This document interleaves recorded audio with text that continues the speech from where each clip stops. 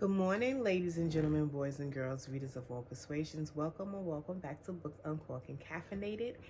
It is I, Gayla. It is quite early. Well, not early, but early on a Sunday morning. I think it's a little after 9. And yeah, I'm just chilling, going through my day, having a slow start as you saw, or as you would see, I'll pop up. I started my day with writing in my journal. I do this every morning. It's a 5-minute journal. The things you're grateful for, the things you're looking forward to, and then the affirmation. And then in the nighttime, you write the highlights of the day and what you've learned. I encountered this journal a couple of years ago, and I just keep buying it. The journal itself lasts about 6 months, so you're going to use 2 of them throughout the year. So it can be a little expensive buying this complete journal, but I like to have something succinct. And then you will also see me reading a little bit. I'm reading Fast, Pray, Give.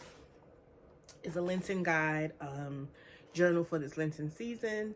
I'm not Catholic, but I do incorporate some religious tenets in my day. And then also with that, it comes with scriptures you read for the day. And I'll put the scriptures, if you're interested, on the screen so you can know the scriptures that were read for the day. Today I use my app on my iPad, but usually when I'm not rushing and I want to really get into the word, I open my Bible. This is the Women's Study Bible. And so most times I use that. But other than that, that's how I've been starting my day. Pretty much since the top of the year, but definitely during this time of year. So let's get started. For while you're here, the books that I've read, the book that I'm reading, and the book that I'm going to read. So last week I did a short on these 3 books. And the book that I read last, the physical book that I read last, was Eve's Who's That Girl? This was an awesome read. So I did this book via audio. I wanted to buy it, but I also did it during audio because it was the book that I read to and from work last week. So what happened is I read a book and I also do an audio book throughout the week. The last few weeks has been kind of low key with reading because I was sick one week, really didn't feel like reading. Then when I got back to work, I had to do all my work stuff and catch up. So this really came in clutch, the audio book, and it was good because she also did the audio book. So you heard it in her voice, her lens, her experiences. And she talked about, how her name Eve was a gift and a curse growing up, but then she learned to actually take on that name and use it and make it her own. Also, she talked about growing up in Philly. She talked about how coming up in the industry was hard for women and you really had to hold your own and have some boundaries and stick with them because people would take over. She talked about how the Rough Riders, DMX and all of them really protected her. And sometimes they had to protect her physically because people would be out of pocket. But she talked about the experience with them was very good. It was like a brotherhood, sisterhood. She didn't feel unprotected.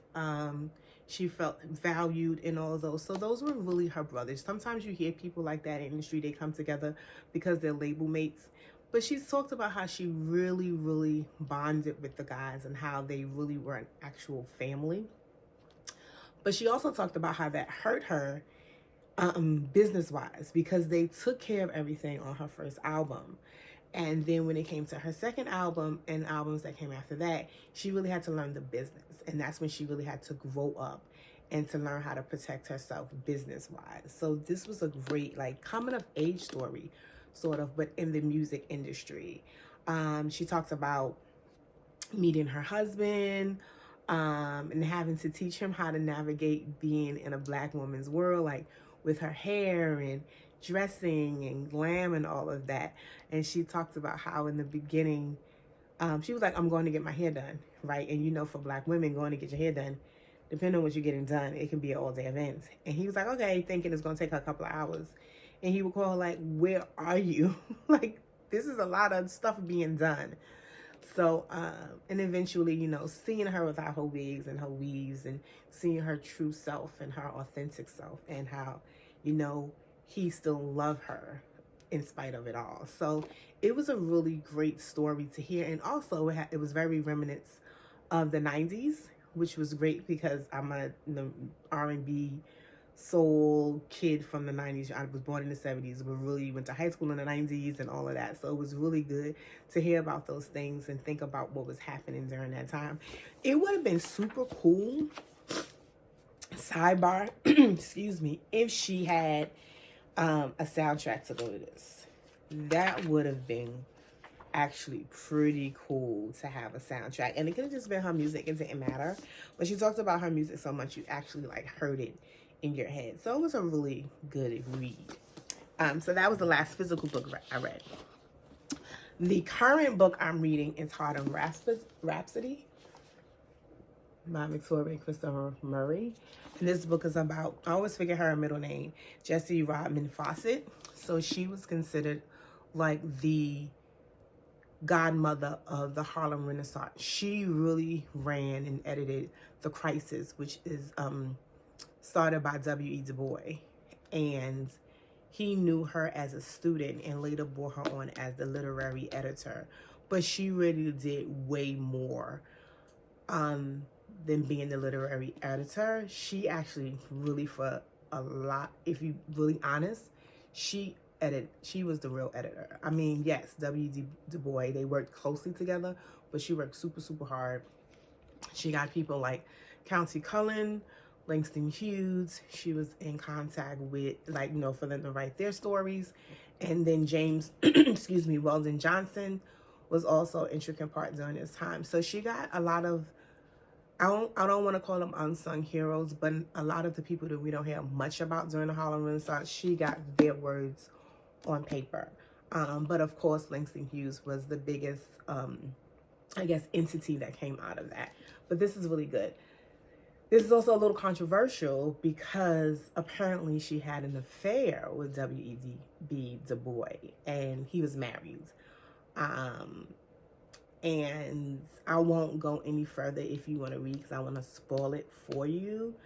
But it really was some controversy. She was a honorary Delta Sigma Theta member. And if you don't know, the author of the book is also a member of the organization. So she had some kind of like, oh, should I be writing this? Some hesitation. I was able to go to 2 of her book talks. One was the book tour kickoff in Harlem at the Schomburg Museum, which was awesome. She is an awesome like person and storyteller, even in the flesh. Like, I really enjoyed hearing her speak. She's funny, she's a comedian, but she also knows her work. And then in the book club I'm in, she actually came to our book club and discussed intricate parts of the book with us. And I had not started reading at that as of yet, like when the book club was happening. And I was wondering kind of why some of the ladies had the views that they had. And when I started reading, I was like, oh, I get it. So although this book, excuse me, sorry, let me drink some coffee actually, because I'm actually enjoying my coffee. It says in my reading era. And I'll share what coffee I'm drinking in a minute. But now I know why some of the ladies had a kind of different point of view of this book. But I'm actually enjoying it. I'm learning a lot of history I did not know about her, which is sad because I taught history. I like to read, but for some reason was not aware of Jessie Fawcett, which is my ignorance, but I'm learning. And so now I'm going down a rabbit hole because now I want to read what she has written as well. So this is my current read. The next book I'm going to read is Queen of Exiles by Vanessa Riley. And I read at the top of the year, Island Queen. So let me get my iPad out to tell you what Island Queen is about. And then Queen of the Exile is the follow-up. So Island Queen states, I was just reading something. Now my iPad all over the place. maybe I'll just read the jacket or whatever. But it was a really good book. Oh, that's awful.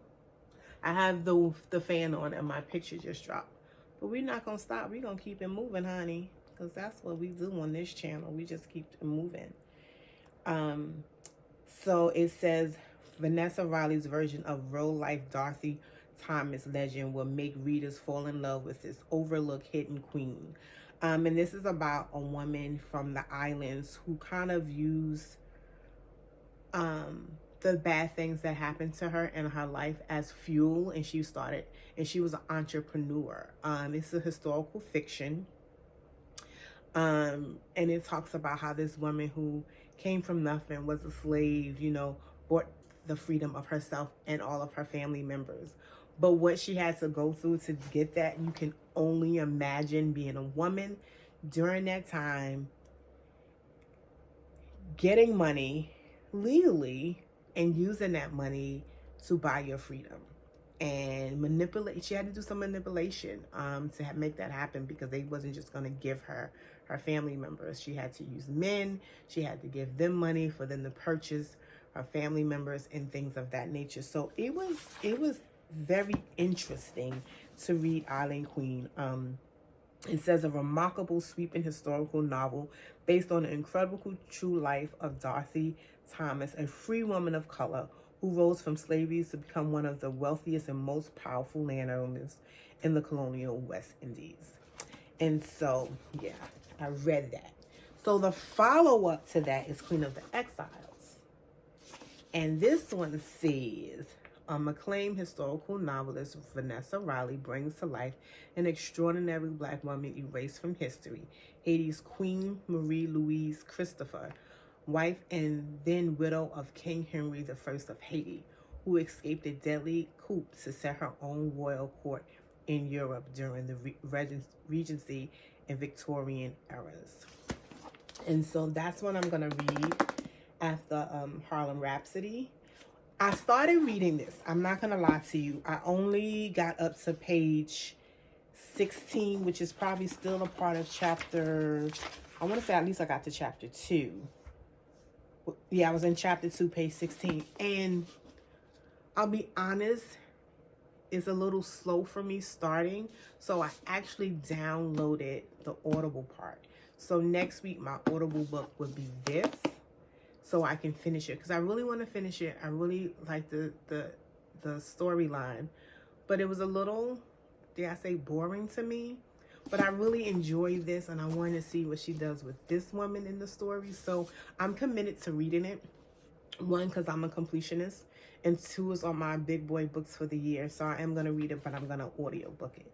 So this is not the first time I've done that with a book, actually, as I'm talking about it. So a couple of months ago, I had another book. I think I finished this book also by audio. Like, I got through, I would say 90% of it, and then I audioed the last 10%. And for me, I know there's controversy with audiobooks in general, but for me, whatever gets the job done gets the job done. Sometimes the narrator makes it better. Sometimes you need to hear it in a different voice. Sometimes people do it in tandem when they're reading and listening at the same time. So it was up to you. I'm not a person that's going to be like, you should be reading books, or audiobooks is not reading. That's not me. Whatever gets the job done, whatever tickles your fancy, do it. This is supposed to be for enjoyment. So put stipulations on what people read and how they read. That's not what I'm doing. So that's that. Gotta get off my soapbox. But yeah, these are actually the 3 books in the last few weeks that has come across my physical TPR. Even though I listened to this audio, I'm currently reading this and started this reading and what ends up doing it audio. So yeah, that's my reading experience for the last week and a half of March. So next week, can you imagine? Next week is the end of March. Next Friday is the 28th. That's insane. And then on Monday the 31st, I have off because I work in the school system. So I'm going to plan on reading or finishing up things that I haven't read.